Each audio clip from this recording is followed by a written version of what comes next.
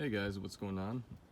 Today we are going to be doing a startup to restoration over this older model, kind of beat up as you can see, Scarefactory SKELERECTOR.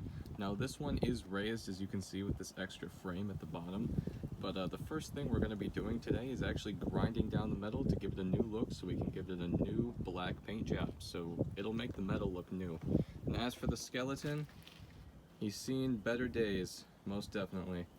But it is still a SKELERECTOR, and we will work on the skeleton later, that I can say. But for right now, let's get started on the frame. Okay, so to take care of that rusty metal, I have a basic grinder set up here. It's not a huge one, but it's like medium grade, big enough to get the job done, with a wire wheel on it to actually kind of scrape off and chip away at that rust. This one was decently cheap. I bought it at Menards. It's a tool shop. It's kind of Menards brand of tool. Works pretty well. We're really going to put it to the test today to see if it can really cut through all that rust without quitting out. I'm hoping it works. It was only about a $35 tool, so you know, you get what you pay for when it comes to tools, but we'll see. Fingers down your spine, looking in my eyes, feel your hands on mine. Tonight we're freer than ever. I wanna remember. Oh, we run every endeavor. I wanna remember. So as you can see, I have 3 of these bars out of 4 done. And as you can see, there is a huge difference in the polished and grinded down metal compared to the non-grinded down metal. There's a huge difference. It's not going to be exactly clean and shiny, kind of like the welds are, but it's much better than having that built-up rust on there. That's just ugly. You can't really paint that in. This on the other hand will be paintable. So yeah, just a quick update to show you guys it's going pretty well. Okay guys, so I have made some drastic progress here on the SKELERECTOR's frame. As you can see, most of the rust on this side, the front, about 80% of the bottom, and most of the bars on the inside are pretty much rust free. As you can see, that is thanks to the wire wheel. As you can see, I kind of got some there, but then I couldn't get the rest for one reason. As you can see, my grinder, the wire wheel on it is basically shot. If you compare this to the other shot of the wire wheel I gave you before I started using it, this is reduced enough to the point where I can't use it. So that's going to halt my progress for a couple days till I can go to Home Depot and get a new wire wheel. And I need to go anyway because I need to get a new set of springs to mount to the front here that are gonna mount up here on these brackets on the legs, and that just kind of helps bring the SKELERECTOR more forward so he doesn't have to work as hard to bring himself up, or the cylinder doesn't have to work as hard to bring the whole skeleton and mechanism up and drop it back down and whatever. It's a little bit more smoother and easier on the mechanism when you have those springs. So when I make that trip to Home Depot, I will get back to you guys. Until then, this is going to be the end of the project for a couple days. Hey, what's going on, guys? So it's about 4 days in the future, and we're back. You can see here, we got a new wire wheel on the grinder, and we're pretty much ready to go. There's probably a little over half left. As you can see, this side is basically done. I still need to do the top and the other side. But the front is basically done, so I just need to do all along these mechanism parts and whatnot on the other side, and about half the bottom, and the grinding will be done, so let's get to it.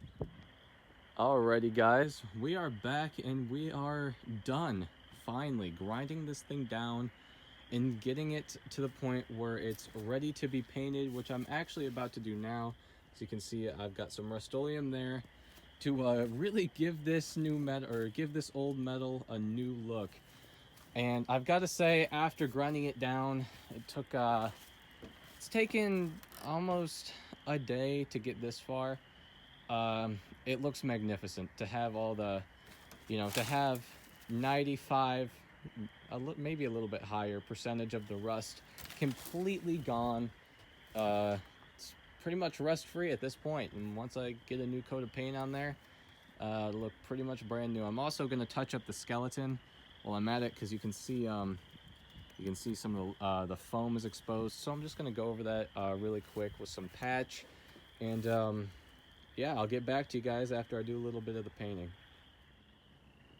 Alrighty guys, after a long day of work, another long day of work, I actually got ahead of myself and painted the entire thing. I also topped him with a red flannel and went over those exposed foam places with a little bit of touch-up, so they're not exposed anymore. As you can see at the feet too, or where the feet were, there's no more exposed foam, which makes it look a million times better.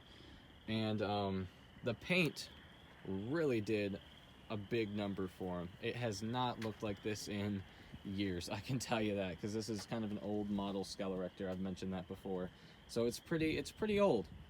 So this is definitely an upgrade from that rust. And even the grinded down metal, you always want to give it a new coat after you grind down metal on these things, and black is just the optimal color. But yeah, as you can see, this board here, we talked about this before, that's to hold him in the up position so I can show you guys. And since he doesn't have a cylinder or springs connected to him to kind of hold himself up, so the next segments of the video are going to be to add some springs to him that I already went and got. So it's just going to be easy, just got to add the hardware and the springs, put them on, and then give him his cylinder back along with some air lines, and mount his electronics to a board and give him a new program, and he'll be ready to scare for years to come. I'm so excited that we've gotten this far, and honestly, once we give him the new electronics and get him working, I think it's going to be pretty breathtaking. So I'll see you guys in the future. See you then. Alrighty guys, so it is the next day, and as you can see, I've attached some new springs to the Scarefactory to help them go up and down a little bit. And thing is, these springs are actually a little bit too big. They need to be a little bit smaller, because sometimes they actually hinder him rather than help him. But for now, it doesn't really hurt him at all. It doesn't really hurt him anyway, but it's annoying because it sometimes hinders the movement. But these are good for now. And also, I went ahead and added the cylinder. I don't know if you can see it in there, but it mounts here, like to the front of this mechanism. Then it mounts all the way back here, and that's the cylinder. Then I went ahead and added some air lines to go to a solenoid valve. Then that solenoid valve is being controlled by a standard peekaboo I bought it at Freight Props, obviously. And then we have this little test speaker to test the sound and whatnot. And it's pretty loud, but for the display and whatnot, I'm gonna add a very big speaker to it, so it really roars. As you can see, the solenoid is connected to the peekaboo. The solenoid is connected to the cylinder. The peekaboo is connected to the power, and then the solenoid is connected to the air supply. Then the speaker is connected to the peekaboo, obviously. So it's a little, this is one of the most basic pneumatic setups. As you can see there, it's, pretty basic. But, I mean, obviously, the more cylinders you have, or the more movements you want to have, the more complicated this whole setup's going to be. And that also means the bigger compressor you need to have. But for a single cylinder prop like this is pretty much all you need if you want to have sound. I mean, if you don't want to have sound, you can get a smaller, cheaper controller than just a standard peekaboo. There's like a Peekaboo 1, I believe, and that's just a single action, no audio controller. As you can see, this controller actually has 2 outputs plus sound, and it also has a your amp volume dial right here that you can adjust with the screwdriver. 2 outputs, as you can see, trigger inputs. Let's see, you can have hardwire speakered here, and then you can have just a normal You can basically plug computer speakers into here, or wire up a speaker like this, like a car speaker, into these ports. So without further ado, I'm sure you all want to see. Let's give them a test.